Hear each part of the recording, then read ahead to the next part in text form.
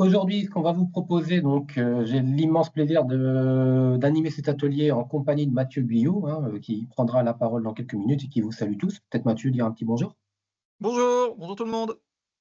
Voilà, bah, très bien. C'est court et C'était un efficace. petit, hein. Tu m'as dit petit bonjour, j'ai fait un petit Ah, bonjour. c'est court et efficace, impeccable. Et Mathieu aura l'occasion de prendre la parole effectivement sur, comme toujours, pour apporter son regard, à la fois, de consultant, hein, dans le cadre de son entreprise de conseil et de formation, pour nous éclairer sur des pratiques qu'il constate, hein, des éléments qu'il constate et puis donner aussi un regard, à la fois, on va dire un petit peu de cadrage, juridique et réglementaire, mais également sur, des conseils, ce qu'il met en place, comment on peut piloter un petit peu cette question, de l'évaluation de manière générale, en entreprise. S'il On y a aura besoin l'occasion. d'un s'il y a Oui, besoin d'un CV, je forme des maîtres d'apprentissage depuis 2014. J'ai passé le millier de maîtres d'apprentissage formés et je suis officiellement jury de la certification MATU, auquel je participe maintenant régulièrement. Donc je forme pour cette certification et je fais partie de certains jurys pour, la donner aux personnes qui la présentent. Donc ouais, voilà. j'ai deux trois informations, deux trois partages en tout cas. J'ai envie de partager avec vous sur le sujet. Ah, je pense que oui, tu as sans doute des sujets même très croustillants, j'imagine, de par la pratique et ce que tu as vu. On abordera donc effectivement, les questions sur les pratiques d'évaluation, hein, donc la question c'est que, souvent on demande à nos maîtres d'apprentissage d'évaluer le jeune. Alors il évalue quoi exactement, hein? Il évalue le jeune, c'est toujours problématique, il évalue son travail, il évalue ses compétences, il évalue ses comportements et donc il est important de bien encore, réfléchir à la manière dont notre maître d'apprentissage, va évaluer et surtout des impacts de son évaluation par rapport, au parcours du jeune, puisqu'il y a quand même un impact et c'est très important. Et donc on verra ça tout au long de l'atelier, on vous sollicitera, hein, pour aussi partager vos expériences, de ce que vous avez vu, de ce que vous voyez des maîtres d'apprentissage, des facilités, des difficultés qu'ils ont parfois à évaluer les apprentis. Et puis on se posera la question également du rôle du facilitateur, du tuteur et du responsable de formation là-dedans. C'est-à-dire que parfois, on laisse les maîtres d'apprentissage tout seuls. Parfois, ils savent même pas, on en parlait avec Mathieu juste avant, ils savent même pas qu'ils doivent évaluer. Ils sont même pas informés, ils savent même pas, vous voyez. Et donc, ça pose la question de comment on les accompagne pour que cette évaluation, elle soit qualitative, qu'elle soit utile aux acteurs, qu'elle ait du sens, à la fois si ça fait partie de la validation du diplôme du jeune, mais également pour que ce soit une expérience enrichissante pour tout le monde, permettant d'identifier les points de force, les points d'amélioration d'un apprenti. Donc, on travaillera effectivement sur ce point tout au long du séminaire. Et puis effectivement, au niveau, si on reprend un peu la démarche qu'on avait travaillée, le 12 décembre et le 30 janvier, donc on a travaillé sur 3 axes, hein. On avait, eu un premier atelier le 12 décembre où on avait fait plutôt un état des lieux, un petit peu des pratiques, des questionnements, qui tournaient autour de cette évaluation. On avait traité, la question de structurer une démarche de compétences, hein, comment on peut structurer une démarche compétences, comment on peut la mettre en place, ça c'était dans le précédent atelier. On avait travaillé effectivement toujours sur cette question, de poursuivre les échanges, d'échanger ensemble et on va encore le faire aujourd'hui. Et puis aujourd'hui, l'idée c'est, clarifier effectivement le rôle du maître d'apprentissage, du tuteur dans le processus d'évaluation, du responsable de formation également. Et donc c'est bien la thématique que l'on va aborder aujourd'hui. On vous propose de démarrer par le rôle du maître d'apprentissage dans l'évaluation, par l'entreprise, hein. Et donc effectivement, je vais laisser la parole à Mathieu qui va effectivement vous présenter un petit peu, quelques éléments de contexte et d'enjeux par rapport à ces questions d'évaluation. Oui, c'est ça. Merci Sébastien. Effectivement, un petit point de cadrage peut-être, puisque, si on regarde un peu dans la loi, si on se regarde allez, on va dire avant 2018, on pouvait se poser la question. C'est que le maître d'apprentissage, il est là pour accompagner, mais quel était son rôle exact? On n'avait pas de précision. On nous disait qu'il devait, assurer la formation. On nous disait dans le code du travail qu'il devait, articuler la formation avec le centre de formation d'apprentis, qu'il devait participer aux événements collectifs, mais on n'avait pas assez de contenu ou d'éléments. On avait certains domaines d'activité, je pense au bâtiment, je pense à l'hôtellerie-restauration, qui avaient mis en place des formations maîtres d'apprentissage obligatoires pour pouvoir accueillir un apprenti, qui les ont remises même d'ailleurs depuis la réforme. Je pense au permis de former dans l'hôtellerie-restauration et qui là avaient des fois seulement, du contenu. C'est qu'il y avait, certaines branches qui avaient vraiment, détaillé quel était le rôle du maître d'apprentissage, d'autres qui avaient simplement dit: «Il faut qu'il soit formé à sa fonction», mais sans aller plus loin. Et puis on avait, des initiatives de la part de certains CFA, on avait des initiatives de la part de certaines régions qui avaient mis ça en place. Depuis la réforme, on a des OPCO qui ont sorti des guides, mais c'est vrai qu'on a toujours des choses un peu générales. Donc moi, je sais que quand je forme des maîtres d'apprentissage ou quand j'accompagne des entreprises dans la montée en compétences des maîtres d'apprentissage, il y a un élément sur lequel je m'appuie, qui est tout bête, hein, qui est notre certification MATU, la certification maître d'apprentissage tuteur, qui, on le rappelle, n'est pas obligatoire. Un maître d'apprentissage, dans les conditions pour être maître d'apprentissage, salarié, volontaire, majeur, diplôme, expérience, tout ça, mais pas la formation, c'est pas un élément obligatoire, sauf encore une fois certains secteurs d'activité. Mais elle a au moins le mérite de venir expliquer très clairement quels sont les domaines de compétences du maître d'apprentissage. Et à partir du moment où on détermine les domaines de compétences, on détermine son rôle, on détermine ses missions, on détermine ce qu'il a à faire. Et on voit qu'il y a 3 grands blocs: accueillir, faciliter l'intégration, accompagner le développement des apprentissages et l'autonomie, donc là, toute la partie pédagogique, et participer à la transmission des savoir-faire et à l'évaluation des apprentissages. Et c'est là le point qui nous intéresse ce matin.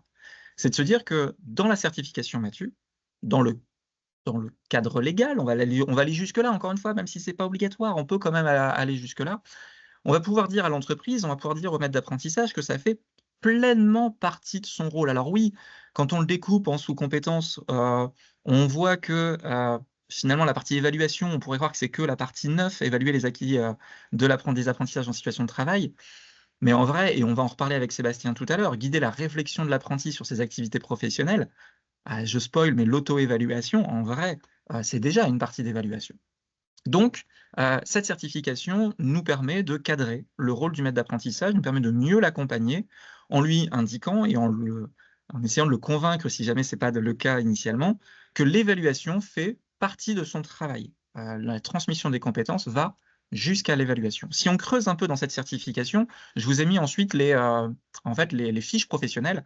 C'est-à-dire que pour chaque compétence professionnelle, vous avez une fiche détaillée avec notamment une description de la compétence. Alors, je ne vais pas tout relire, je pense que vous connaissez cette certification.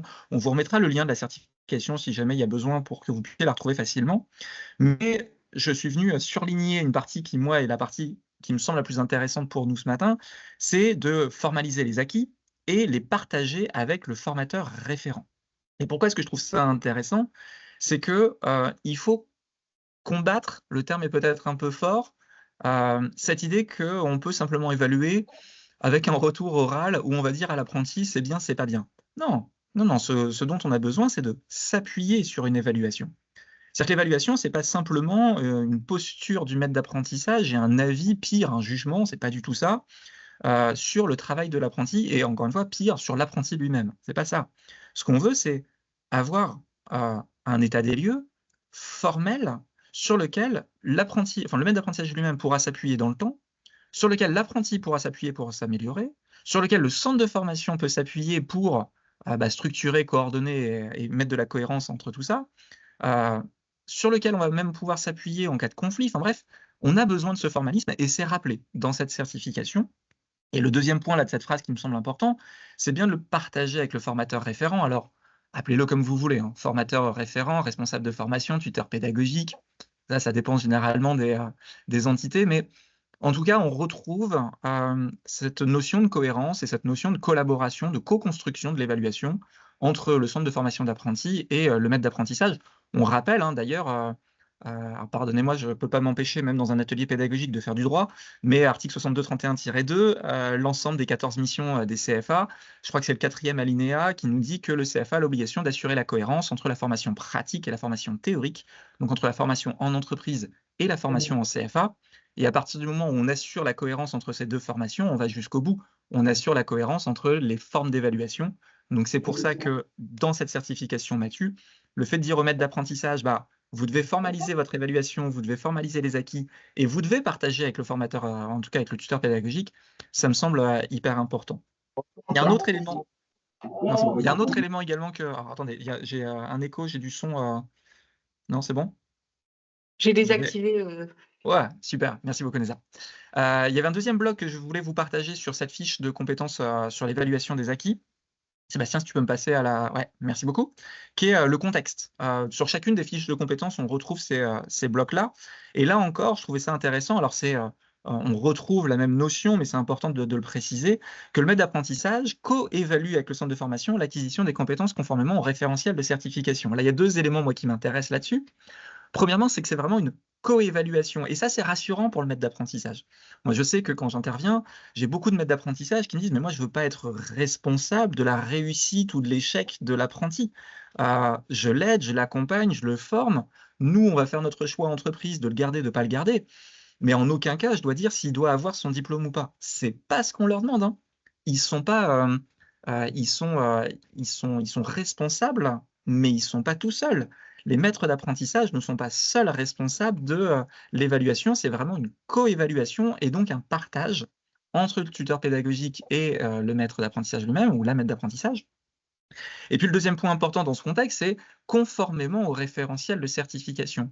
Là aussi, c'est un point qui va être important de partager et de préciser aux maîtres d'apprentissage, selon moi, c'est de se dire que l'évaluation, oui, il y a une évaluation qui est les tâches et les missions que l'on va confier à l'apprenti dans l'entreprise.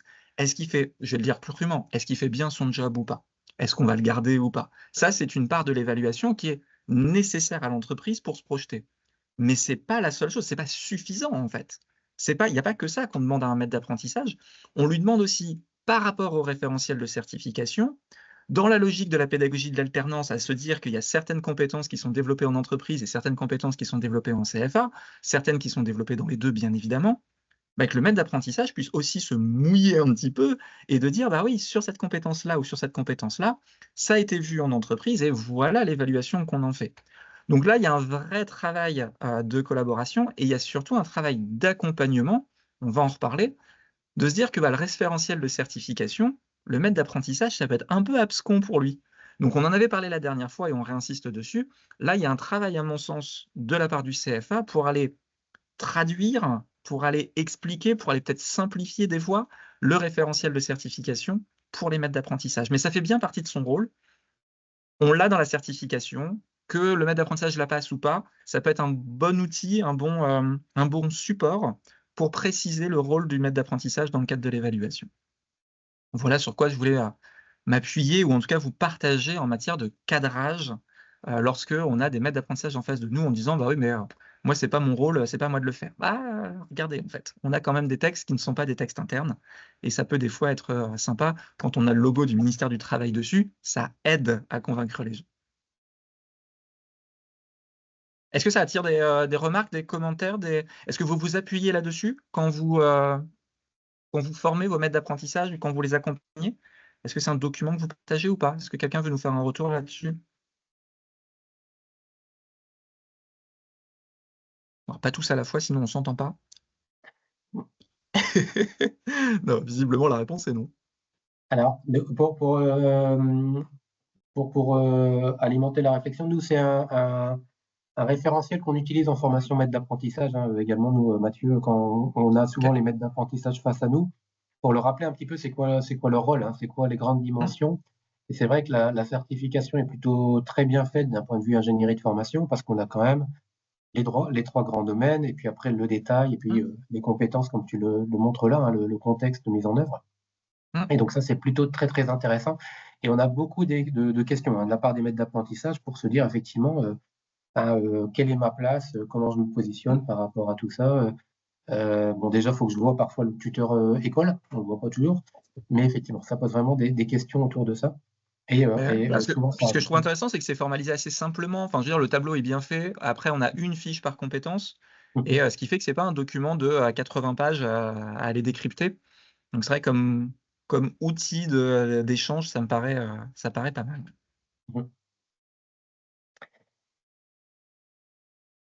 Des remarques, des questions, peut-être, des avis sur... Bah, vous allez être obligé de participer, parce que la question suivante, c'est vous qui remplissez. Donc, ouais. Puisqu'on se disait avec Sébastien que ça pouvait être sympa de vous demander, alors pour une fois, non pas un point positif, on n'avait pas envie de vous demander les bonnes pratiques que vous partagez au maître d'apprentissage. Le yaka, faucon, c'est un peu des fois surfait. Là, moi, j'aimerais bien avoir vos retours sur les scénarios catastrophes. Ce que vous avez vécu de pire en matière d'évaluation fait par des maîtres d'apprentissage. Alors, peu importe, hein, est-ce que c'était des questions de timing, de personne, de ce contexte, de tout ce que vous voulez, mais j'aimerais bien que, si vous acceptez bien sûr, mais ce serait plus sympa, que vous puissiez nous partager ce que vous avez vu, les perles, vous savez, vous connaissez les perles du bac? On se fait les perles d'évaluation des maîtres d'apprentissage? Qui a des dingueries à nous partager? Allez, je commence si vous voulez, moi j'en donne une. Et après, je vous laisse la parole. Je n'ai pas envie de parler tout ça pendant 20 minutes. Je me souviens d'une entreprise dans laquelle j'étais intervenu. J'étais encore en CFA à ce moment-là. Allez, on va dire, le maître d'apprentissage a pêché dans la surévaluation, ou en tout cas l'évaluation trop scolaire, puisqu'on s'est retrouvé avec un maître d'apprentissage qui faisait des contrôles à son apprenti. C'est-à-dire qu'il s'est dit, on était dans le cadre d'une licence générale, apprenti, donc 3e année de licence, contrat d'1 an, impact sur la rémunération, je vous laisse revoir ça. Et le maître d'apprentissage, c'est la première fois qu'il était maître d'apprentissage, et il s'est dit, bah, c'est une évaluation, il y a le côté scolaire et le côté étudiant, enfin voilà. Et ce qui fait que quand il lui expliquait des trucs et, par rapport à son travail, pour remplir le livret, pour savoir si l'apprenti faisait bien ou pas son travail, le maître d'apprentissage faisait un contrôle écrit, avec des questions sur lesquelles l'apprenti devait répondre, et il était noté. Et le maître d'apprentissage pensait bien faire, en fait, en se disant, bah oui, mais c'est quand même dans le cadre d'une formation scolaire, donc bah, moi je me suis dit que pour l'évaluer, il fallait faire un contrôle. Donc, bon, on est vite revenu là-dessus, on lui a expliqué les différentes modalités d'évaluation, par observation, par test, par tout ce qu'on voulait. Mais c'était assez drôle de voir là un maître d'apprentissage qui voulait trop bien faire peut-être son travail et qui s'était projeté sur des contrôles.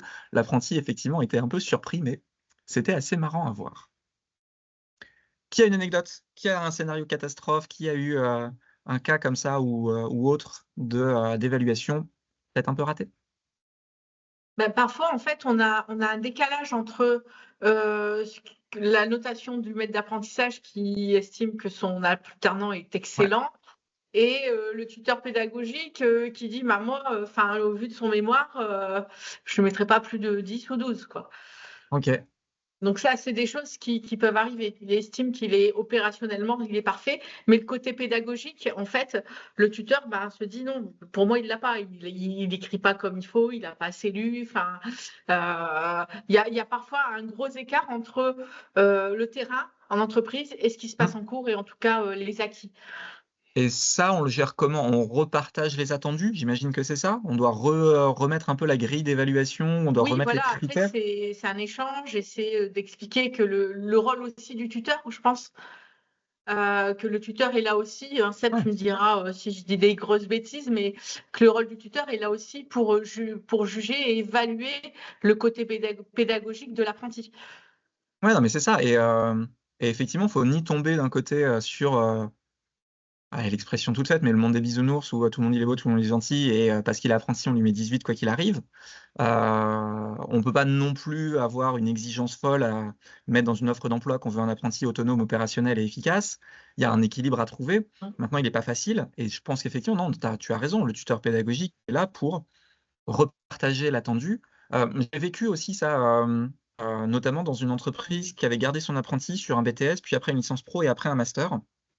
Tout faux, normalement, chaque diplôme était censé être de l'insertion professionnelle, mais l'apprenti poursuivait. Et ce qui fait qu'il fallait bien accompagner l'entreprise pour dire, bah, vous ne pouvez pas demander la même chose à un apprenti qui est en BTS, puis un apprenti qui est en licence, puis un apprenti qui est en master. C'est logique. Alors oui, il travaille toujours bien. C'est la raison pour laquelle vous l'avez gardé, mais c'est plus le même niveau attendu. Je le vois notamment sur les mémoires, où un mémoire en licence ou un mémoire en master, on va pas avoir la même approche, on n'attend pas le même fond finalement. Et ça, si on ne le partage pas, ça peut être compliqué. Donc ouais, tout à fait, tout à fait. Il y a Marjorie qui nous dit qu'elle est toute nouvelle sur le campus et donc pas encore assez d'expérience pour partager, pas de problème. Merci beaucoup en tout cas de l'avoir écrit, Marjorie, c'est gentil. Dans le même genre, on a effectivement, il y a souvent la question de se dire le maître d'apprentissage donne une excellente note à l'apprenti alors qu'on juge que d'un point de vue parfois universitaire, il est très très loin, mais en même temps, il n'est pas prêt à le recruter. Donc c'est toujours cette question très marrante lorsque limite l'apprenti mérite 18 sur 20 ou 20 sur 20 en note de professionnalisation et qu'on lui pose la question, vous devriez il est si parfait, il faudrait le recruter. Et on constate qu'effectivement, en fait, au final, il y a aussi une démarche de valorisation du jeune, mais sans se mouiller, quoi, d'une certaine manière, parce que parfois dire que c'est pas terrible, bah, Mmh. c'est problématique. Faut assumer de dire que c'est pas terrible. Et Mmh. ça, c'est effectivement des choses qu'on voit souvent. Et pour rebondir sur ce que tu disais, Mathieu, également, le fait de monter, et ça, c'est un risque parfois, un jeune qui enchaîne les diplômes dans la même entreprise, eh bien, c'est vrai que parfois, on se contente de faire un BTS plus quand il est en licence ou une Mmh. licence plus quand il est en master. Et là, il y a un vrai rôle de la part du tuteur, notamment pédagogique, hein, d'être vigilant par rapport à ça, de vérifier Mmh. qu'à un moment donné, les tâches qu'on va lui confier et l'évaluation qui va être faite en entreprise est bien cohérente, comme tu le disais, au référentiel, hein, de Mmh. la formation et de la certification. Donc ça, c'est effectivement quelque chose qui est très, très, très important et que l'on rencontre parfois en termes de risque, euh, voilà, au niveau des jeunes qui enchaînent les contrats dans l'entreprise. Ouais, complètement. Les jeunes qui enchaînent ou vous savez, quand je travaille avec des écoles d'ingénieurs, j'apprécie beaucoup, je ne sais pas s'il y a des écoles d'ingénieurs là parmi les participants, mais ce que j'apprécie beaucoup, c'est vraiment cette transparence et le fait que ce soit évident que la première année, l'I3, l'I4 ou l'I5, on n'ait pas les mêmes missions et qu'il y ait forcément une prise de responsabilité progressive et donc une évaluation qui change parce que les attendus changent. Et ça, enfin, je le retrouve, je dis pas que je le retrouve pas ailleurs, mais je trouve que dans les écoles d'ingé, on a mais cette culture de dire bah oui, c'est évident qu'on va fonctionner comme ça, sauf que moi j'aime bien enfoncer des portes ouvertes et dire que ce qui va sans dire va mieux en le disant. Donc j'aime bien cette approche-là et je trouve qu'elle est nécessaire, en tout cas pour réussir l'évaluation. Oui, oui, c'est déjà très structuré d'un point de vue Ouais, ingénierie et donc de se c'est dire ça, il y a des niveaux d'attente c'est ça. différents d'une année à l'autre. Oui, effectivement, ça c'est très très juste. Bon, on n'a personne à nous partager des situations un peu cocasses ou des choses que vous avez rencontrées sur les timings, sur la manière d'évaluer, parce que moi j'ai des anecdotes, mais si je continue, je vais parler tout seul parce que tout le monde va en profiter. J'aimerais bien qu'il y ait quelqu'un qui puisse partager ça, non? Vous voulez pas? Bon, Bon, j'ai une deuxième anecdote pareil que j'ai vécue, et là pour le coup l'apprenti n'avait pas vraiment apprécié. On était sur alors à l'époque DUTTC, c'était encore les DUT et le maître d'apprentissage, j'ai une excellente apprentie, nous dit Florent: «Ah mais justement pour être excellente, cette apprentie, il faut qu'elle ait été évaluée». Donc avoir un peu, je dis pas forcément des mauvaises évaluations, hein. En tout cas, je parle pas de mauvais résultats d'évaluation. Je parle de méthode d'évaluation ou de situation d'évaluation qui était un peu bizarre. Mais donc oui, j'ai vécu ça, un maître d'apprentissage qui, alors, je le saurais jamais, il me l'a pas avoué, c'est qu'une supposition, mais qui n'avait pas envie de se mouiller dans l'évaluation, comme tu le disais Sébastien, de se dire: «Ah, quelle est l'implication de l'entreprise là-dedans?» Et comme on était en TC, bah, qu'a fait le maître d'apprentissage? Il a demandé au client d'évaluer l'apprenti. C'est comme on était dans le cadre du TC, c'est que le maître ouais. d'apprentissage contactait les clients, qui étaient en relation avec l'apprenti, sur un poste de développeur, enfin de business développement et demandait aux clients de, dire: «Bah, voilà, qu'est-ce que vous pensez de l'apprenti?» Et vraiment, enfin, il avait formalisé une grille en plus où il posait les questions aux clients. Alors, en soi, c'est dommage parce que je trouve que ça part d'une bonne idée de s'appuyer, enfin de gagner en objectivité. On le sait, on a plein de biais de perception, et des biais cognitifs qui font qu'on peut des fois ne pas avoir la bonne évaluation, pour notre apprenti. Et là, le fait de demander à un tiers, que ce soit un collègue ou que ce soit des personnes extérieures, ça part d'une bonne idée. Après, il y a le fond et la forme. C'est que là, l'apprenti, il essayait déjà de vendre, il essayait déjà de créer de la relation, il essayait d'avoir une certaine légitimité vis-à-vis de ses clients et il y avait le maître d'apprentissage qui arrivait derrière, qui avait au début pas prévenu l'apprenti qui faisait ça, qui dit au client: «Tenez, si vous devez mettre une note à votre apprenti, si vous enfin à la personne, si ce» et en fait, ça cassait clairement, la relation entre l'apprenti, enfin le business développeur et son client et c'était assez, je trouve au pire enfin au mieux maladroit, au pire vraiment indélicat. Donc c'est marrant comment une bonne idée ou en tout cas une bonne idée a priori, peut dans la formalisation avoir des conséquences qui sont pas terribles. L'apprenti l'avait assez mal vécu. Marjorie nous dit quoi? «J'ai pu déjà remarquer que la MA rende hors délai les rapports, nous devons les relancer et avoir un bon suivi». Bah ouais, mais alors, alors je suis tout à fait d'accord avec vous Marjorie et je pense qu'il y a clairement un lien dans, la compréhension de son rôle en fait du maître d'apprentissage.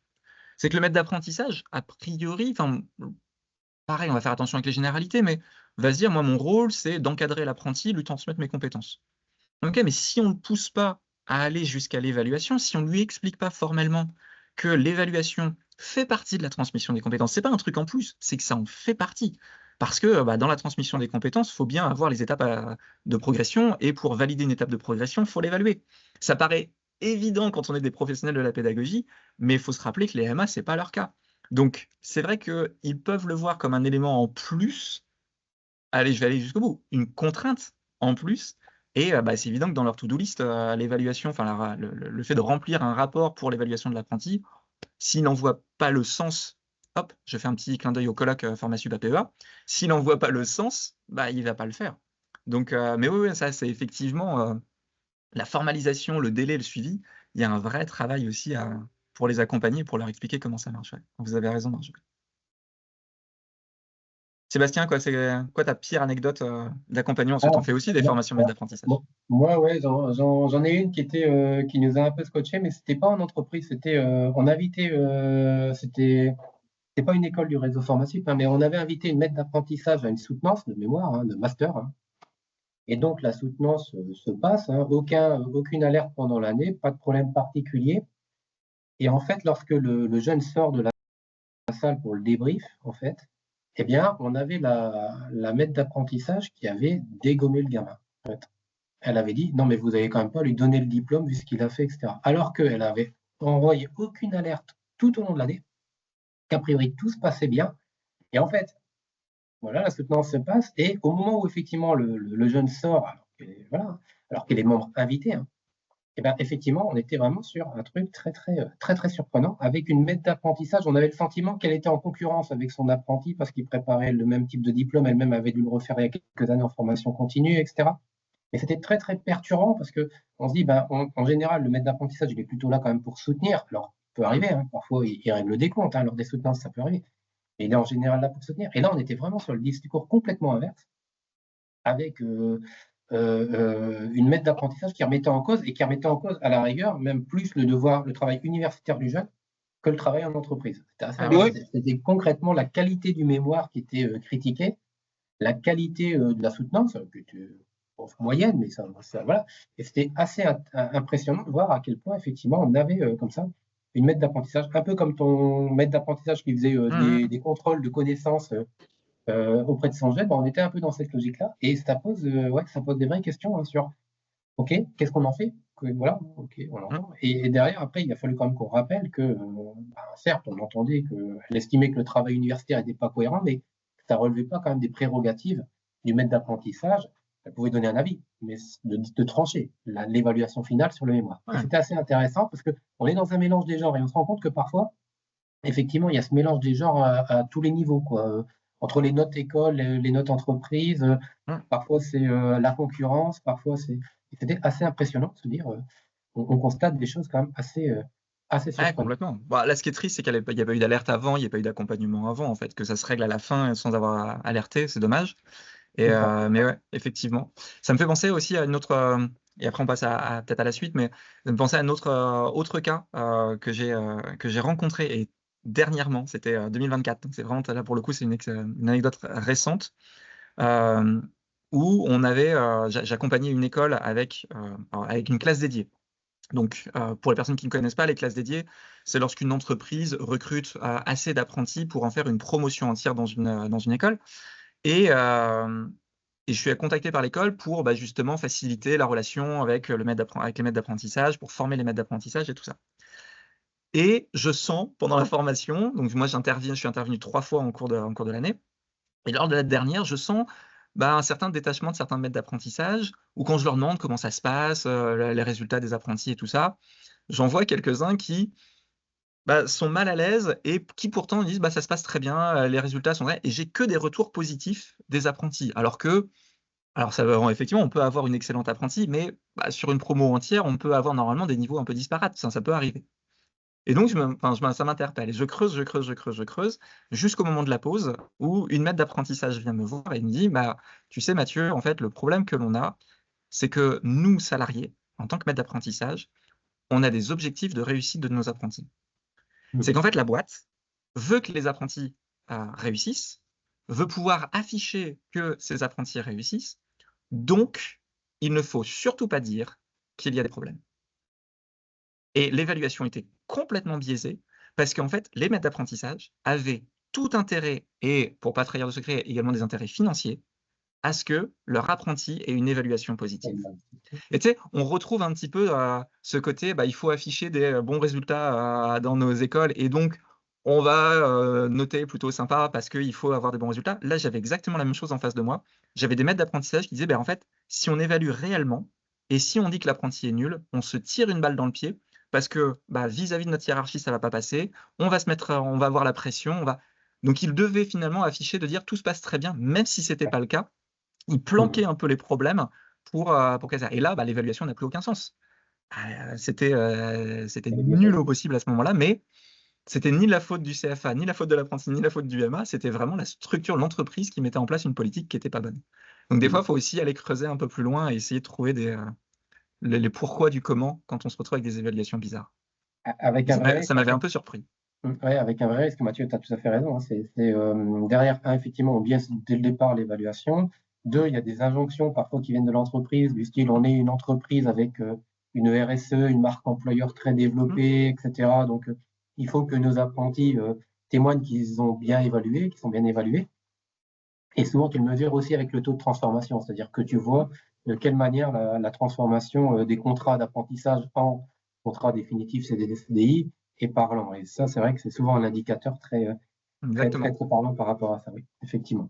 Et ce qui du coup était bizarre parce que il y avait, je sais plus si c'était 16-17 apprentis dans cette entreprise où les rapports, les livrets, tout était tout au vert, tout nickel, tout super bien. Et où effectivement, à la fin, c'était bon, alors en termes d'intégration, comment on passe? On va prendre une promo complète. Et tu fais, non, c'est pas normal, en fait, il y a quelque chose qui va pas. Mais c'était assez intéressant de voir que l'organisation pouvait influer à ce point sur l'évaluation. Après, des livrets nickel, tout au vert, etc., c'est bien aussi pour Calliope, hein, c'est bien pour les contrôles des financeurs. Ouais, alors pour la partie, oui, d'accord. Après, l'amélioration continue, quand tout est sur RAS, c'est un peu embêtant quand même. C'est difficile d'aller plus loin, oui, c'est clair. Bon, parfait. Ok, très bien. Merci Mathieu pour ce témoignage. Est-ce que quelqu'un souhaite rebondir sur des choses vécues, des questionnements, hein? Vous avez aussi parfois des maîtres d'apprentissage quand vous les croisez. Est-ce que certains ou certaines, ça vous a inspiré des choses? Est-ce qu'on a autorisé les personnes à activer leur micro ou est-ce que c'est un problème Ça se trouve, la fonctionnalité ne marche pas et depuis tout à l'heure, tout le monde parle et on les entend pas. Hein. Je pense qu'il lèverait la main. On a un groupe de timides aujourd'hui. C'est ça. Ok, très bien. Alors, je vous propose qu'on poursuive effectivement la présentation et donc qu'on revienne. Donc, c'était plutôt effectivement celle-là que je devais vous présenter. Voilà. Vous voyez bien le PowerPoint? Ouais, ça fonctionne. Ça marche, super. Très bien. Donc, effectivement, les scénarios catastrophes sur le timing, hein, effectivement. Donc là, Marjorie l'a quand même relevé. Hein. Une des grosses problématiques qu'on a, c'est souvent les maîtres d'apprentissage qui ne remplissent pas en temps et en heure les évaluations telles qu'elles sont programmées dans le parcours de formation et où effectivement on est confronté à des problématiques qui sont, on n'a pas les notes en temps et en heure pour les jurys, notamment quand il y a des enjeux de professionnalisation, de validation de la formation ou du semestre. Sur la forme, effectivement, comme l'a indiqué Mathieu ou Neva ou lors des anecdotes, c'est de se dire parfois effectivement on a des évaluations un peu surévaluées ou le risque parfois du règlement de compte. Hein. C'est vrai que souvent pour pas se prendre la tête avec le jeune, on va lui donner une très bonne note, puis à la fin on va lui dire non, tout compte fait, je te garde pas. Et derrière, effectivement, l'autre risque, c'est voilà, j'ai pas apprécié la manière dont tu m'as parlé ou tu me remets en cause, donc derrière, je réglerai mes comptes et je le fais pas de manière très franche en face à face et en discussion. Sur la personne, effectivement, on en est effectivement. Hein, est-ce que j'ai pas le risque d'évaluer les personnes? Alors moi, j'ai déjà eu des cas aussi, je profite pour rebondir, où la maman ou le papa était le maître d'apprentissage du jeune. Donc c'est vrai que parfois, l'objectivité de l'évaluation peut poser débat. Et donc là, effectivement, c'est vrai qu'il y a un gros travail du tuteur pour se dire à un moment donné, attention quand même, là, vous évaluez pas votre fils ou votre fille en tant qu'enfant, mais en tant qu'effectivement professionnel. Et là, effectivement, ça peut poser parfois des difficultés de différenciation. D'ailleurs, un conseil qu'on peut vous donner, hein, lorsque vous apprenez que les parents sont les maîtres d'apprentissage, c'est peut-être les inviter à dire désignez peut-être quelqu'un d'autre dans l'entreprise ou éviter effectivement d'être être mis dans ce mélange de rôles qui pourrait effectivement poser problème. Et puis sur l'utilisation de l'évaluation, hein, et ça on va y revenir après, c'est aussi parfois effectivement je ne comprends pas la grille et je ne mesure pas l'impact de l'évaluation. Et ça c'est une des dernières anecdotes dont on avait parlé avec Mathieu également, c'est aussi, moi je l'ai déjà vécu, hein. C'était une maître d'apprentissage qui était pas satisfait complètement du travail de la jeune, et donc elle dit non, moi j'estime qu'elle mérite une note de professionnalisation au-dessus de la moyenne. Mais elle pensait qu'au final ça n'allait pas avoir d'impact parce que les résultats universitaires étaient corrects et que ça allait se compenser.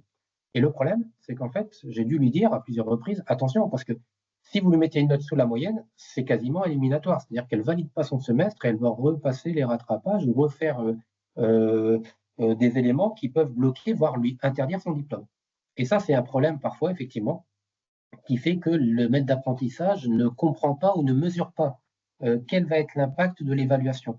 Entre les écoles qui parfois vont à peine leur demander leur avis, ils vont dire bon, on est très très éloigné, et les autres où il y a carrément une note qui valide un bloc de compétences, et donc si elle n'est pas bonne, ben, elle bloque tout le monde, hein. Moi j'ai des diplômes, on le voit plus dans des titres pro, mais parfois il y a 50% de la validation finale du diplôme qui est une note de professionnalisation, hein, qui est une note donnée par l'entreprise ou en lien avec une soutenance à l'école. C'est des gros enjeux sur lesquels il faut bien rappeler les enjeux pour les utilisateurs. En termes de process d'évaluation des compétences, on peut voilà, une petite préconisation ou un petit process que l'on peut imaginer. Il est effectivement nécessaire d'accompagner le maître d'apprentissage. Je pense que ça, c'est un bilan qu'on dresse tous, hein. On voit bien que les maîtres d'apprentissage sont souvent pleins de bonne volonté, hein, ils sont dans des logiques positives, mais ils ne savent pas trop comment s'y prendre. Et donc, il y a des petits conseils, hein. Cette diapo voilà, consiste à dire comment on peut préparer notre évaluation, et ça marche pour un apprenti ou comme pour un salarié, un stagiaire ou n'importe quel autre système d'évaluation. D'abord, c'est vite donc préparer l'évaluation et collecter les informations sur les réalisations et les défis rencontrés par l'apprenti. Les réalisations marquantes, les difficultés rencontrées, les moyens mis en œuvre pour les surmonter. Et ça, c'est effectivement un premier élément. Trop souvent, on bâcle ce recueil d'informations et résultat, on fait des évaluations sur le souvenir de ce qui s'est passé il y a 2 jours ou 3 jours. Et ce qui est important, c'est d'amener effectivement les maîtres d'apprentissage à dire qu'il est important de tracer à certains moments clés ce qui s'est passé sur une certaine période. Et donc de recueillir un certain nombre d'informations qui vont permettre de mettre une évaluation qui va être non pas conjoncturelle, mais bien effectivement plus vaste, c'est-à-dire qui va s'adapter à un parcours du jeune. Et ce qu'il ne savait pas faire à un certain moment, il a su le faire ou il veut encore l'améliorer. Utiliser une grille intégrée au livret d'apprentissage pour faciliter l'évaluation. Donc ça, effectivement, c'est quelque chose qui est très important. Le meilleur moyen d'aider les maîtres d'apprentissage, c'est de leur proposer des outils, des grilles qui vont leur permettre effectivement de pouvoir évaluer correctement l'apprenti. Et donc, souvent, on en parle avec NESA dans les formations maîtres d'apprentissage, les entreprises peuvent s'appuyer sur leurs outils internes, mais c'est vrai que quand il y a déjà une grille préformatée qui m'indique j'ai 5 critères, 10 critères à évaluer, c'est clair, précis, je ne vais pas me prendre la tête, et derrière, on me demande un petit commentaire pour contextualiser l'évaluation, c'est beaucoup plus facile. Donc, il faut faciliter le travail d'évaluation des maîtres d'apprentissage pour qu'ils n'aient pas le sentiment de remplir des choses, soit dont ils ne comprennent pas la finalité, soit parfois qui apparaissent comme très bureaucratiques. Accompagner le maître d'apprentissage dans l'évaluation de l'apprenti. Donc, le tuteur explique lors de la première rencontre le processus d'accompagnement, ça on y reviendra, hein. Mais effectivement, il y a un vrai rôle sur les représentants de l'école dans la sensibilisation et l'accompagnement sur le process d'évaluation. Et enfin, ne pas oublier de faire un feedback. Une évaluation n'a d'intérêt que s'il y a effectivement un retour. Alors, on n'est pas obligé de passer 3 heures, hein, mais si je mets 8 à mon jeune et qu'à aucun moment je lui explique pourquoi il a eu 8, il reste dans un sentiment de frustration extrême qui est j'ai été évalué comme ça, c'est tombé et je n'ai pas d'éléments. Même chose si je donne une bonne note. Si je donne 15 ou 16, c'est bien de dire qu'est-ce qu'il a réussi et quelles sont peut-être les pistes d'amélioration pour la suite. Et ça, c'est effectivement quelque chose qui va être important à mettre en place. Voilà un exemple de process que après vous pouvez effectivement tout à fait réutiliser. On va vous proposer effectivement une présentation d'exemples de grilles de référentiels de compétences que l'on peut retrouver. Alors, Mathieu a fait ses recherches de son côté pour proposer quelque chose, moi j'en ai fait, etc. Bien entendu, il peut exister autant de grilles qu'il existe de formation ou d'évaluation. Et donc, on va vous proposer effectivement des exemples. Voilà, de se dire qu'est-ce qu'on évalue là-dedans et à quoi ça sert. Mathieu, je te rends la parole. Oui, tout à fait. Première grille d'évaluation que j'ai l'habitude de partager avec des entreprises qui revient à ce qu'on avait dit, je ne sais plus si c'était le premier ou deuxième module sur le sujet. où en fait, on ne va pas s'attacher à la compétence, mais plutôt à la tâche pour une question de côté opérationnel, en fait. C'était la difficulté qu'on avait soulevée la dernière fois, de se dire, des fois, des entreprises, sur le référentiel de compétences, ont du mal à se projeter en disant, bah, cette compétence-là, je ne sais pas comment l'évaluer, je ne sais pas à quoi elle correspond dans mon entreprise. Là, l'intérêt, c'est de pas partir de la compétence, mais de partir des tâches réellement effectuées et de faire le lien après. Et donc de pouvoir formaliser. Alors, ça demande un petit peu de temps de cartographie, mais d'indiquer les différentes tâches qui doivent être confiées à l'apprenti et d'avoir une progression pédagogique qui ne soit pas de l'évaluation jugement en disant c'est bien, c'est pas bien, mais simplement de se dire est-ce que déjà ça a été vu, est-ce que ça a été fait en autonomie ou pas, enfin, d'avoir une progression qui est un peu différente du côté bon point, mauvais point. C'est ce qu'on essaye d'éviter en tout cas. Et puis, bah, derrière, de faire le lien avec quand même la compétence, et c'est là où le rôle du tuteur pédagogique va être important, de se dire, bah, ces tâches-là, finalement, qu'est-ce que ça développe comme compétences? On peut avoir plusieurs compétences qui vont être liées à chacune des tâches, ou inversement, plusieurs tâches qui vont concourir à une compétence. Ça, il y a une question de matching à faire. Mais voilà, ça permet de travailler ça. Petite astuce que je donne systématiquement aux maîtres d'apprentissage qui me disent bah, Mathieu, tu es bien sympa, mais nous, on n'a rien de formalisé dans l'entreprise. Et si je dois faire ça, vu les missions de mon apprenti, je vais passer 4 jours à construire la grille, donc non merci. Bah, alors, je le dis de manière un peu provocante, mais sacrifier le premier apprenti. C'est-à-dire que ce qu'il faut faire, c'est demander à l'apprenti de construire la grille. C'est-à-dire qu'à chaque fois qu'il réalise une tâche, à chaque fois qu'il travaille sur un sujet, bah, de réfléchir à OK, comment est-ce que je le structure? Et c'est lui qui va venir remplir, bah, je fais telle tâche, telle tâche, telle tâche dans le cadre de telle activité.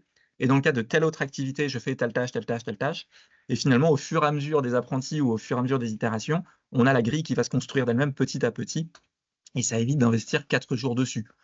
Après, il y a toujours ce point de vigilance de dire un maître d'apprentissage, si vous n'investissez pas du temps, vous n'aurez pas de résultat, mais on est aussi conscient de la réalité.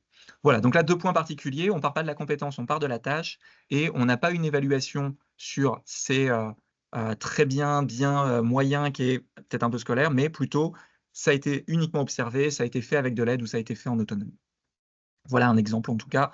La difficulté sur cette grille-là, c'est qu'il y a certaines compétences qui vont être difficiles à évaluer, qui sont plus des compétences transverses, plus de côté savoir-être, parce que ce n'est pas forcément rattaché à des tâches particulières. Mais pour ça, il y a d'autres grilles, et je crois que Sébastien, tu en as une notamment dans le livret MyFormasup. Oui, tout à fait, effectivement, Mathieu. Donc, merci pour cet exemple. Et puis, j'ai envie de rebondir sur le fait de sacrifier le premier apprenti, comme tu le dis. Je suis enregistré, je fais quand même attention à ce que je dis. Mais au contraire, enfin, moi, je trouve que c'est un très bon exercice. C'est-à-dire que moi, pour être issu de formation en gestion des ressources humaines, il n'y a rien de plus intéressant de faire réfléchir aux jeunes comment il va présenter et structurer les tâches, en fait. Et on se rend compte que les jeunes, comme tout professionnel, au début, on réfléchit de manière très séquentielle. Je fais ça, je fais ça, je fais ça, et j'arrive pas forcément à réorganiser ça par des thématiques globales. Et à force de le faire, de le travailler, c'est un très bon exercice. Donc, je pense que ça peut être un outil et un travail très utile en disant effectivement, limite que chaque apprenti réfléchisse à comment il apprend à formuler, à formaliser un petit peu son travail. C'est très, très intéressant et c'est un petit peu comme quand on leur demande de faire leur propre fiche de poste. Vous voyez, de repartir effectivement de leur vécu et de se dire, voilà, concrètement, en fait, j'interviens dans 2, 3, 4, 5 domaines et voilà comment je le structure. Donc, je pense que c'est un très bon travail, très utile, qui peut effectivement avoir un vrai impact sur aussi la prise de recul du jeune par rapport à son travail. Et c'est ce qu'on demande souvent dans les rapports d'activité, les rapports d'alternance ou les mémoires. Comme l'a dit effectivement Mathieu, dans MyFormasup, donc n'hésitez pas, je suis sûr que vous allez tout de suite plonger après, aller voir nos exemples de grille, mais vous avez effectivement dans votre espace, quand vous vous connectez, en commençant par en haut, quand vous rentrez sur votre page, vous avez effectivement l'espace formulaire. Et dans l'espace formulaire, sur le côté maintenant, pour ceux qui ne connaissent pas trop cet environnement-là, si vous regardez sur la gauche, dans la capture d'écran, vous avez des filtres. Vous avez les formulaires assignables, c'est les formulaires que vous avez créés ou que vous avez mis en ligne et qui font partie du livret de vos apprentis déjà historiques ou que actuellement en cours. Puis après, vous avez les modèles de formulaires. Et donc, dans les modèles de formulaires, l'avantage, c'est que si vous cliquez là, ce bouton-là, donc là sur la gauche en dessous de filtre, eh bien, effectivement, vous allez avoir les modèles qu'on vous propose à Formasup. Et donc, c'est des exemples que vous devez effectivement tout à fait, sur lesquels vous pouvez vous en inspirer, vous pouvez les reprendre, les modifier. Et l'idée, c'est de se dire, il y a peut-être des choses qui existent déjà, qui sont utiles, qui peuvent me permettre d'amener à réfléchir un petit peu et gagner du temps, surtout sur si je dois construire quelque chose rapidement, comment on peut travailler. Et donc là, vous avez des exemples, par exemple, sur les compétences. les compétences soft skills. Donc, je vous montrerai un petit peu ce qui a été fait. C'est un formulaire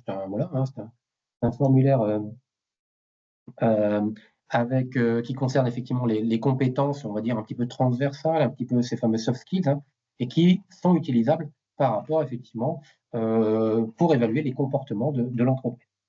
On a également travaillé sur des passeports compétences. Là, c'est plutôt des travaux autour d'un projet professionnel, et donc c'est un enjeu un peu plus structurant dans une démarche, mais qui peut être aussi des exemples que l'on peut avoir pour se dire à un moment donné comment je construis mes compétences et comment j'y réfléchis. Sur la partie basse du PowerPoint, vous avez effectivement dans la catégorie évaluation, hein, puisque vous avez des catégories à chaque fois, hein, vous voyez compétences ou évaluation. Et donc là, effectivement, on a mis, par exemple, évaluation du travail de l'apprenant, évaluation du mémoire, modèle soutenant, c'est-à-dire qu'effectivement, on a construit des exemples de grilles d'évaluation, aussi bien dans le cadre universitaire que dans le cadre de l'entreprise. Je vais vous présenter rapidement quelques exemples de ce qu'on retrouve dans nos fameux référentiels soft skills, par exemple. On peut retrouver effectivement tout ce qui va tourner autour de la communication. Et là, comme le disait Mathieu, la communication, effectivement, il y a une communication spécifique dans un cadre particulier, entretien commercial, etc. OK. Et après, il y a ma communication de tous les jours. C'est-à-dire qu'effectivement, est-ce que j'ai une communication orale et écrite, effectivement, plutôt adaptée, pertinente, j'utilise le bon vocabulaire, j'utilise pas trop de mots parasites, même si on en a tous, etc. Quelle est ma communication non verbale également, effectivement? Est-ce que concrètement, j'envoie des messages non verbaux positifs ou négatifs? Vous voyez, du style je suis ravi de vous voir et je fais une grimace énorme. Bon, à un moment donné, on dit pas que tu es ravi de nous voir, on dit simplement bonjour et voilà. Donc, c'est-à-dire que quels sont effectivement les éléments de communication que l'on va mettre en place qui vont développer mes compétences relationnelles, notamment.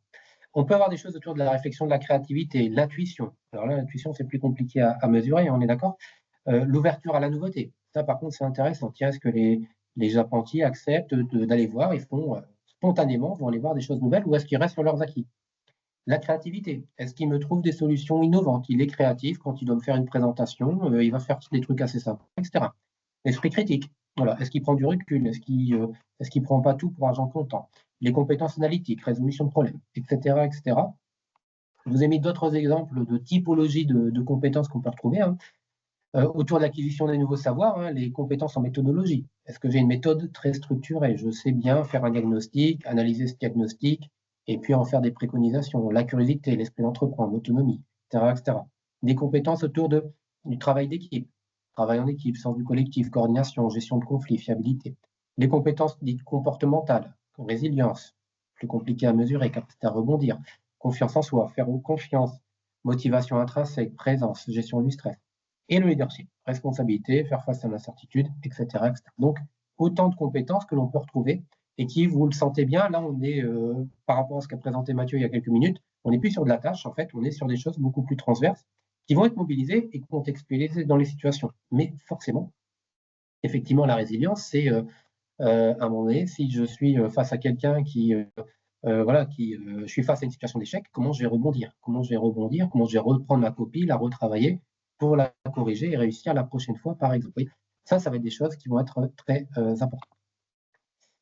On a également des exemples de formulaires d'évaluation du travail de l'apprenti. Et donc là, c'est un exemple de formulaire qui est mis à disposition. On peut retrouver avec cette logique, cette fois-ci, un peu d'évaluation du travail de l'apprenant, vous voyez, avec une logique de notes ou de fourchette. Donc, les points positifs, voilà, qu'est-ce qu'a fait de bien l'apprenant, les axes d'amélioration, qu'est-ce qu'il faudrait améliorer dans son travail, et puis des propositions de notes et d'évaluation. Et là, c'est une reco qu'on vous fait.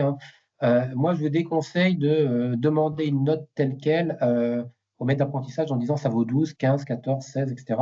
Je pense que déjà, quand on pose la question au maître d'apprentissage, ils ne sont pas toujours super à l'aise de donner une note. Et deuxième élément, c'est de dire, donnez-nous une fourchette. C'est-à-dire effectivement à quoi ça correspond. Ou créez carrément la fourchette. C'est-à-dire que si vous dites, vous me faites, c'est du très insuffisant, on va être en dessous de 8. Pas la peine de mettre un 2 aux jeunes. Derrière, le message qui est renvoyé est quand même assez violent en disant, c'est vraiment nul ce que tu as fait. Alors, c'est peut-être juste, mais quand même, c'est problématique. Donc, il vaut mieux se dire, on va être sur des échelles d'évaluation où on estime qu'en dessous de 8 ou en dessous de 6, de toute manière, ce n'est pas du bon travail. On ne va pas épiloguer à mettre 0 ou 6. Vous voyez, ça, c'est important. Et de se dire ensuite, quand je vais évaluer, je vais donner des fourchettes parce que l'avantage, c'est que ça permet notamment dans les notes de professionnalisation à un jury de dire on revient quand même dessus et puis on estime que là, il a été très généreux en donnant 18, on va plutôt donner 16. Ça nous paraît plus réaliste par rapport au travail final qui a été fait. Et ça évite l'effet parfois effectivement un petit peu école des fans dont tu parlais Mathieu tout à l'heure en disant le danger, c'est voilà, moi j'ai mis un 18 ferme, c'est non discutable, etc. Et vous dites, ouais, mais même dans ce qu'il présente, dans ce qu'il renvoie, c'est peut-être pas très justifié dans la manière dont effectivement il présente sa montée en compétences et les évaluations. Oui, donc ça, c'est des éléments importants sur lesquels il faut être vigilant. Et puis après, c'est à force de pratiquer qu'on s'améliore, bien entendu. D'autres exemples, et cette fois-ci, c'est effectivement sur les comportements généraux. On va retrouver les fameux éléments, je l'assiduité, la ponctualité, la prise de notes lors des réceptions de directives, respect de la hiérarchie. Il y a des choses très basiques parfois, mais qui reviennent aussi aux fondamentaux. Ça veut dire que ça va être parfois très basique dans ma capacité à expliquer ou à vérifier que mon jeune respecte les horaires. C'est tout bête, mais une réunion, si on doit toujours attendre un quart d'heure parce que notre jeune il est toujours en retard parce qu'il arrive à 9h15, c'est une problématique professionnelle. Ce n'est pas acceptable que toute l'équipe attende après lui parce qu'il arrive en retard. C'est du fondamental sur lequel il faut pouvoir le noter, comme l'a dit Mathieu, formaliser également ces évaluations. Voilà un petit peu sur les exemples de grilles d'évaluation. Est-ce que vous en avez vous-même? Est-ce qu'il y a des grilles spécifiques que vous utilisez sur de l'activité, sur des comportements? Est-ce que voilà, il y a des choses qui sont utilisées par vous-même ou les responsables de formation? Je ne sais pas si il y a quelques personnes. Je sais pas, non. Un point de partage là-dessus aussi, j'ai des fois des entreprises ou en tout cas des maîtres d'apprentissage qui, alors j'allais dire râlent gentiment, sur le fait qu'ils ont déjà des grilles d'évaluation internes à l'entreprise qui sont construites par l'entreprise pour l'entreprise sur le côté évaluation annuelle ou évaluation de performance et qui ont du mal à faire le lien ou en tout cas, alors soit ils ont du mal à faire le lien, soit ils n'ont pas envie de faire le travail 2 fois ou avoir l'impression de faire le travail 2 fois parce qu'ils remplissent déjà une grille d'évaluation d'entreprise et donc se pencher sur la grille d'évaluation du CFA. Là, il y a sûrement un travail à faire en termes de retranscription ou en tout cas de traduction pour dire que c'est pas le travail fait 2 fois, il est complémentaire, mais c'est vrai que ça peut vite demander une charge de travail qu'on n'a pas envie de faire. Effectivement, il y a aussi ça. Alors, c'est très marrant et c'est une anecdote assez intéressante ce que tu dis, Mathieu, parce qu'il y a la sous-ingénierie, c'est-à-dire qu'on n'a rien, effectivement, parfois, et on évalue donc de manière très subjective, oh, il est sympa, il est rigolo, et donc on va lui mettre 18. Ou inversement, c'est de la sur-ingénierie. Et alors là, on a tellement de grilles d'évaluation dans tous les sens, il est évalué tous les 3 semaines par l'école et l'entreprise, et nous, effectivement, on est parfois sur cette problématique-là avec des maîtres d'apprentissage qui vont dire j'ai déjà fait ça, il est dans un entretien managérial il y a 15 jours, on recommence, voilà. Et c'est là où l'ingénierie de la grille d'évaluation doit être également importante. Et ça renvoie vers même l'évaluation, l'ingénierie du livret. C'est nous, on va être, pour éviter d'avoir des phénomènes trop de réticence, de résistance, il faut toujours penser à faire des outils faciles à remplir, relativement simples. Vous voyez, ce qu'on a présenté, ce que présente Mathieu à un moment donné, c'est on est sur, voilà, on met un intitulé d'activité, on coche une case, quoi. Vous voyez, on est sur des choses où on remplit assez facilement.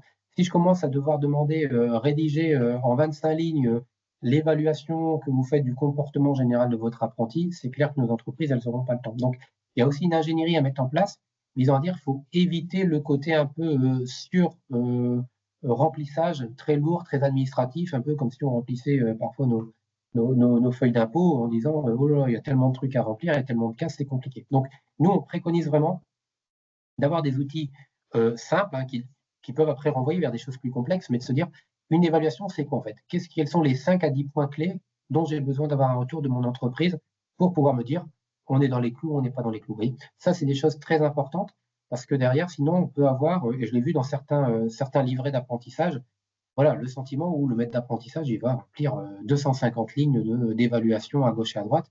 Il est évident qu'au bout d'un moment, il va décrocher, ce qui est normal. Oui. Donc, il faut se dire, faisons des choses relativement simples. Mieux vaut une évaluation peut-être un peu simplifiée, mais qui ait du sens, que quelque chose où au final, au-dessus de 10 critères à cocher, je coche n'importe quoi. C'est-à-dire qu'au bout d'un moment, je coche complètement au hasard. Alors, dans le meilleur des cas, je mets tout en positif, ou je mets tout en neutre, mais ça n'a plus de sens. Vous voyez. Donc, il faut se dire que c'est un travail de réflexion. Tous ceux qui ont dû évaluer quelqu'un le travail de quelqu'un. Bon, oui, semble que si on veut bien faire les choses, ça nécessite quand même une application, donc il ne faut pas trop alourdir les travaux et les grilles et le remplissage.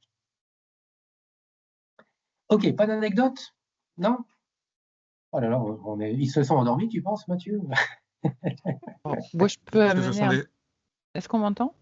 Oui, allez-y. Oui, on vous entend. Je me vois même pas sur mon écran. J'ai un problème avec Teams, je pense. Ah, ok. Juste Bonjour, amener un Mathieu. complément. Alors, bonjour à tout le monde. C'est pas forcément une anecdote. En regardant les documents qui ont été proposés, nous, on travaille avec un référentiel qui est à 4 niveaux, mais les niveaux sont décrits.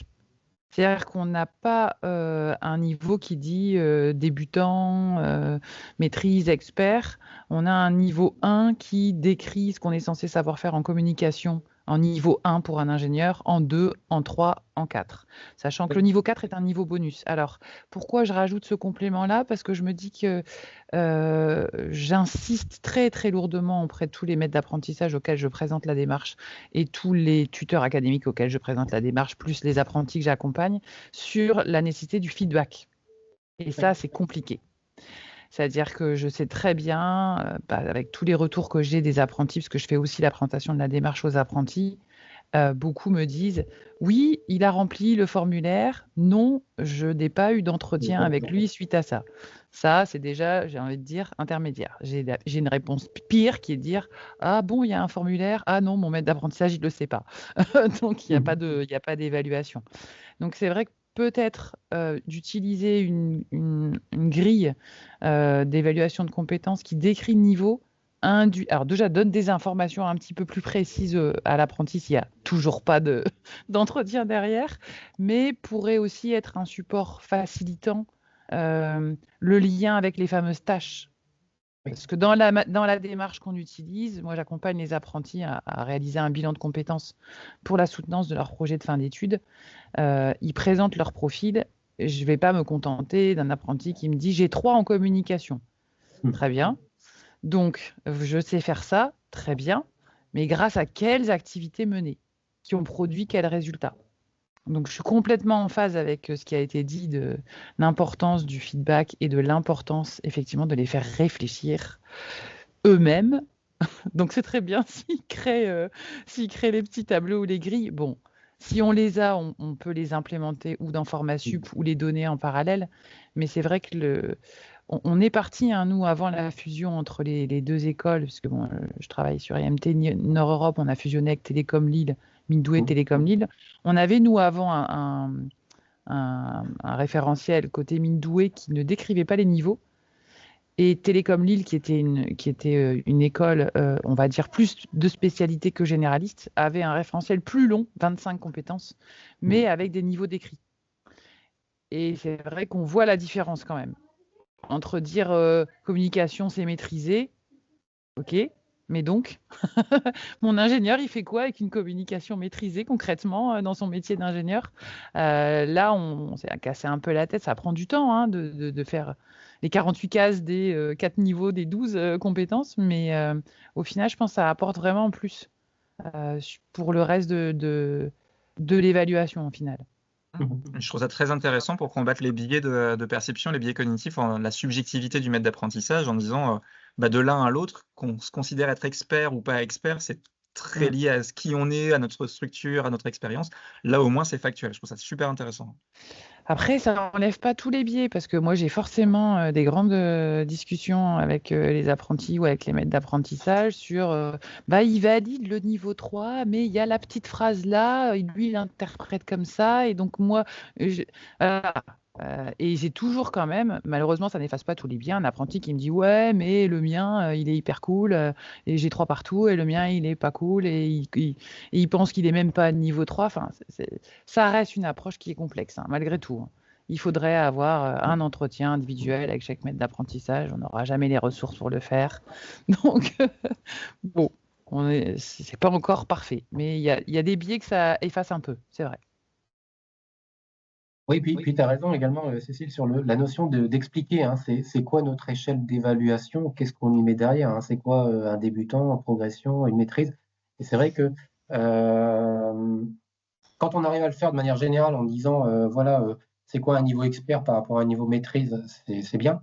Mais parfois, on n'y arrive pas. D'où le besoin, parfois, effectivement, de détailler pour chaque compétence une formulation avec une phrase en disant il observe, il sait faire par lui-même, il sait effectivement expliquer à quelqu'un, il sait effectivement le concevoir à part entière. Et c'est vrai que ça, c'est intéressant parce que ça aide et ça aide aussi le jeune, comme tu le dis, à s'auto-positionner sur OK, je suis sur la case 2 et je mets une réalité. Je vois vraiment ce qui va ou ce qui ne va pas, ou quelle est l'étape suivante et ce qui me manque aujourd'hui pour le travailler. Donc ça, c'est effectivement quelque chose qui peut être très intéressant.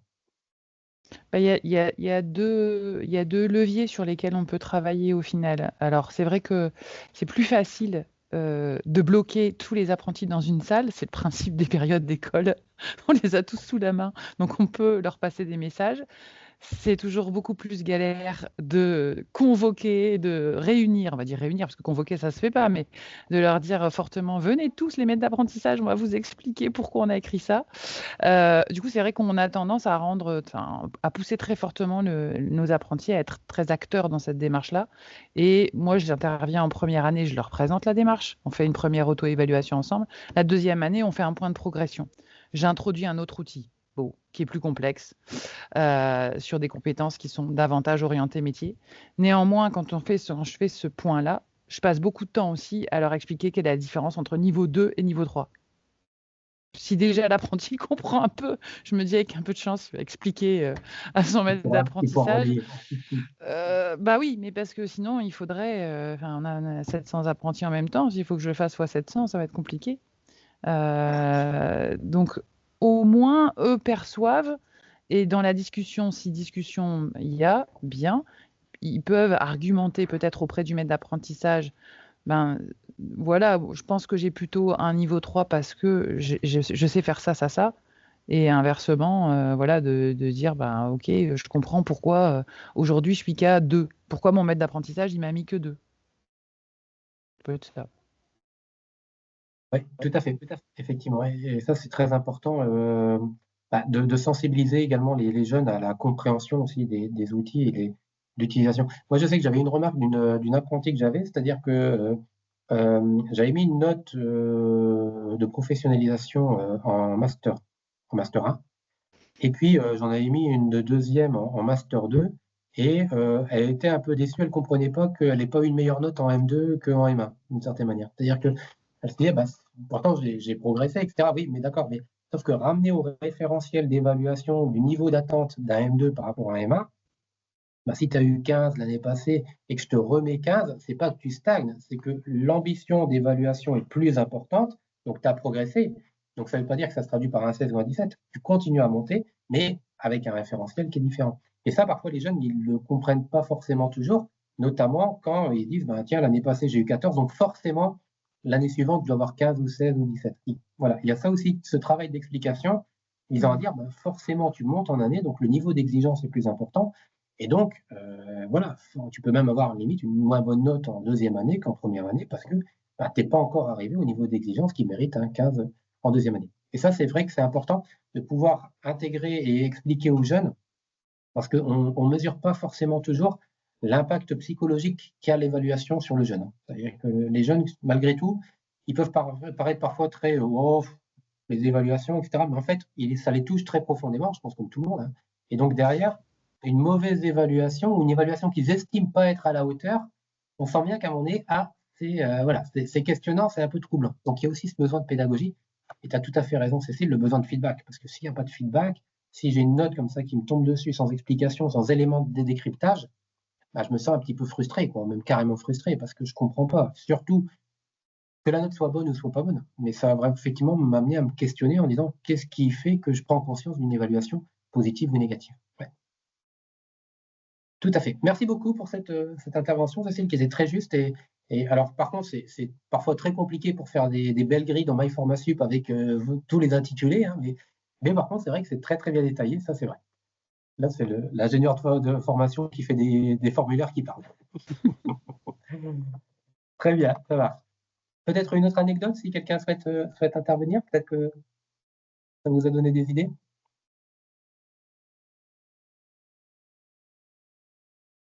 Allez, dans ce cas-là, je vous propose, si vous souhaitez intervenir, mais sans prendre la parole, forcément, vous pouvez réagir dans le fil de conversation. On voulait terminer en abordant un peu la question du rôle du responsable de formation et du tuteur pédagogique. Et Cécile, dans la manière dont tu l'as présenté, tu y as un peu répondu d'ailleurs, tu as dit un petit peu voilà comment on met en place. Parce qu'en fait, l'évaluation, c'est pas qu'un instant T. C'est un process à part entière, c'est un processus d'évaluation qui va passer par différentes étapes. Et pour que ça marche bien au final, il faut veiller à ce que ces étapes, elles se mettent en place et que les acteurs qui participent ou qui facilitent cette évaluation connaissent bien leur rôle. Et donc, je pense, moi en tout cas, ma- c'est ma conviction que on a quand même deux acteurs très importants que sont le responsable de formation et le tuteur ou la tutrice pédagogique qui ont un vrai rôle à jouer là-dedans et on n'insiste pas forcément toujours dessus sur leur place dans ce système. Je voulais justement vous poser la question, voir si ça vous interpelle. Voilà, selon vous, quel serait le rôle justement du responsable de formation ou du tuteur pour aider à l'évaluation du travail par l'apprenti? Quel serait que doit faire le maître d'apprenti, le responsable de formation, pardon, ou le tuteur pédagogique pour aider à l'évaluation, selon vous? Quel conseil vous donneriez? Voilà, j'ai encore Cécile en ligne, là, je la vois encore. Concrètement, effectivement, l'idée, c'est de se dire, j'ai un tuteur qui se dit, OK, moi, je vois que les maîtres d'apprentissage, ils ne savent pas trop forcément ce qu'ils doivent évaluer, comment faire. Qu'est-ce que je dois faire? Quels conseils on pourrait donner, selon vous? Qu'est-ce que vous auriez envie de dire? Quelles sont les directives, parfois, c'est très clair, c'est très formalisé, que vous donnez aux responsables de formation ou aux tuteurs pour aider à cette évaluation? Est-ce que vous avez des éléments, des exemples?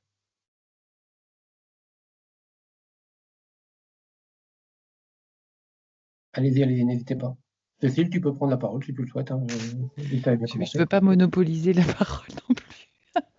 Oui, j'ai des exemples, forcément. On a mis en place des jalons. Je pense que c'est certainement récurrent dans d'autres écoles d'avoir des temps d'échange planifiés sur chaque année d'apprentissage avec derrière une ingénierie d'accompagnement du tuteur pédagogique dans ce qui doit rappeler à l'entreprise. J'en ai parlé ce matin, voilà, juste avant de me connecter, en disant que on nous recommande, dès la visite de fin de première année, d'évoquer le sujet du stage à l'étranger. Parce que voilà. Donc c'est une recommandation, c'est pas en lien là avec l'évaluation. Après sur les évaluations, moi j'ai justement une question là-dessus. Sur des filières où le tuteur académique évalue les rapports de l'apprenti, le maître d'apprentissage évalue les compétences, et des filières où le maître d'apprentissage donne une note au rapport et évalue des compétences. Et je me pose la question de l'intérêt de refaire faire ce travail supplémentaire au maître d'apprentissage. Dans le sens où on va lui demander d'évaluer le travail de l'apprenti, parce qu'il le voit. Parce que moi, je ne suis pas en entreprise avec mes apprentis, donc je ne vois pas ce qu'ils font. Je vais évaluer à travers le rapport, qui est quand même validé évidemment par l'entreprise. À un moment, si l'apprenti s'approprie tous les résultats d'un truc qu'il n'a jamais fait, ça peut être quand même bien que le maître d'apprentissage il ait relu, ça paraît évident. Mais moi, j'évalue sa capacité, et c'est bien ce qui est noté dans les consignes, et c'est bien ce qu'on explique. Le tuteur académique, quand il évalue le rapport, il évalue la capacité à rendre compte et à rédiger des écrits qui vont être utiles dans son métier. Et donc, la question qui m'a été posée, qui m'amène à être présente là aujourd'hui, c'est oui, mais alors, comment il met une note entreprise s'il ne note pas le rapport? Et on va réfléchir à une autre note, à un autre. Donc, je vais regarder les formulaires qui existent, ce qu'ils peuvent. Parce que voilà. Du coup, il y a une note qui disparaîtrait si le maître d'apprentissage ne rajoute pas sa note. Enfin, bref. Donc, il y a vraiment la question du coup. Tuteur académique, maître d'apprentissage, qui note quoi, pourquoi, et ainsi de suite. Peut-être Mathieu a une idée de réponse, mais voilà. En tout cas, c'est vrai que... Vas-y.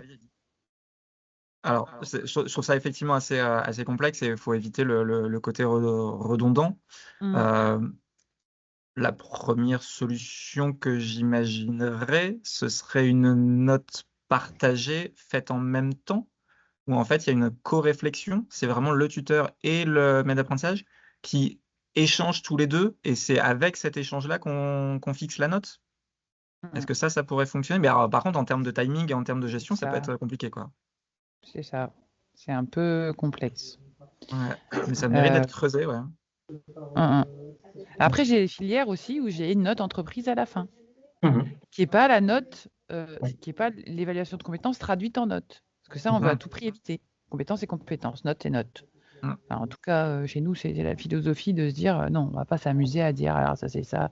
Par contre, ça peut être intéressant, il me semble, de demander à un maître d'apprentissage de donner une note chaque année en disant, voilà, qui correspond en fait un peu au résultat, à la satisfaction qu'il exprime vis-à-vis de son apprenti. Mais on revient sur des points qui sont extrêmement importants, c'est de justifier le pourquoi de cette note à un moment, de ne pas dire, tiens, bah là, cette année, tu as 14. Ok. Ben, j'avais 16 l'année dernière. En quoi j'ai baissé? C'est l'exemple de Sébastien, c'est clairement ça, quoi. Donc, c'est Ça à veut dire chaque fois un gros redéfinir. travail de formalisation des attendus, des critères, de comment. Ouais. C'est ça. Et sans reproduire des choses qu'on a déjà sur nos référentiels de compétences, quand même. Donc, bon, c'est en cours de réflexion. Moi, je serais d'avis de revenir vraiment sur la question de la finalité, en fait, de l'évaluation. Qu'est-ce qu'on évalue? C'est ça qui est important.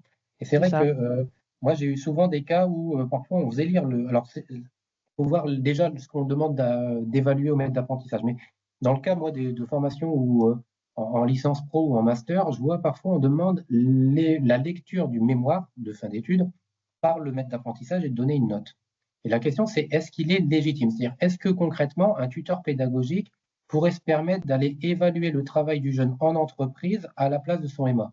Pour moi, pas forcément. Et donc, c'est-à-dire qu'il y a bien deux exercices complémentaires, en tout cas dans les masters universitaires, etc. Il faut voir en école d'ingé s'il y a même logique, mais pour moi, il y a bien effectivement ce que tu dis, la capacité à un apprenti à rendre compte de ce qu'il a fait en entreprise ou sur une problématique professionnelle qu'il a traduit dans un mémoire. Et là, ça relève bien du tuteur. C'est-à-dire que lui, il évalue la méthodologie mise en place, le recueil d'informations, le côté pédagogique aussi. Est-ce que le tuteur qui n'est pas au cœur de l'entreprise, il comprend ce qu'a fait l'apprenti ou est-ce qu'au contraire, on ne comprend rien, c'est brouillon? Donc là, on est bien effectivement sur cette dimension où c'est, pour moi, le lead est porté par le tuteur pédagogique qui doit effectivement évaluer ce côté-là, même si le MA peut donner un avis sur l'écrit. Mais c'est vrai qu'un maître d'apprentissage ne va pas forcément avoir toutes les notions de c'est quoi rédiger un mémoire de fin d'études, un rapport de fin d'études, la méthodologie mise en place. Et derrière, lui, il va évaluer un travail réel, des résultats réels, comme tu dis, sur, en fait, il devait travailler un cahier des charges pour un client, il l'a fait, il l'a bien fait, il l'a pas bien fait. Tu vois, ça va être vraiment cette logique-là qu'il va falloir définir et de se dire à un moment donné, quel est l'objet? Et le risque, c'est parfois, à force de vouloir, comment dirais-je, être dans des logiques de partage, on peut amener à brouiller les messages.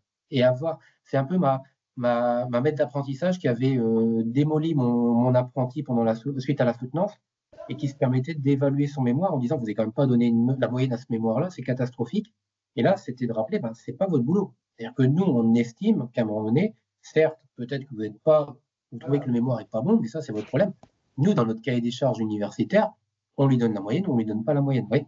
Et c'est là où il risque d'avoir un truc. Donc moi, je dirais, pour revenir à la finalité de ce qu'on a besoin et de se dire, dans l'aspect entreprise, qu'est-ce qu'on évalue, compétences, résultats, etc., production. Et du côté, effectivement, école, université, qu'est-ce qu'on évalue et quels sont les critères d'évaluation? Est-ce que c'est au maître d'apprentissage de juger la pertinence de la problématique du jeune? Tu vois? C'est un vrai débat. C'est un vrai débat. C'est-à-dire, est-ce que c'est à lui d'évaluer que la problématique est bien posée, elle est bonne ou elle n'est pas bonne, tu vois? Et puis parce que parfois, derrière, tu as le risque de téléguider le jeune vers une problématique qui m'arrange bien et qui, voilà, et qui derrière, je peux la critiquer, etc. Tu vois? Donc, c'est cette question du cahier des charges. À quoi sert l'évaluation dans le cadre de la soutenance ou dans le cadre du mémoire ou dans le cadre, effectivement, de l'évaluation d'entreprise? De toute façon, moi j'ai déjà eu des cas en soutenance où effectivement c'est pas un exercice qui est réussi, mais on a, alors pour le cas des soutenances de projets de fin d'études, on a le maître d'apprentissage au moment des délibérations qui vient dire mais nous, on est vraiment très satisfaits des résultats. Oui, mais ça n'empêche que.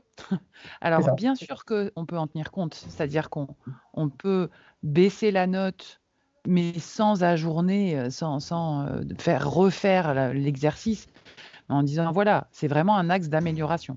Globalement, les résultats sont là, on le sait, parce que votre maître d'apprentissage, il l'a dit.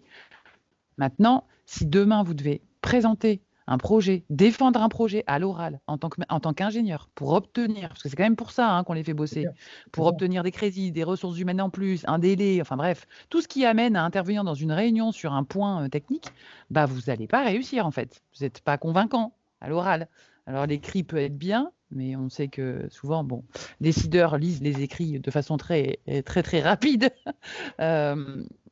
Donc, c'est vrai que c'est des rôles qui sont différents. Alors, je pense que moi, mon travail d'harmonisation entre les filières, il ira plus dans le sens de laisser l'évaluation, et encore une fois, on a parlé tout à l'heure des multiples évaluations qu'il peut y avoir. J'ai discuté avec la filière télécom et info de ceux qui étaient chez Decathlon. Je crois qu'ils ont à peu près 4 entretiens annuels.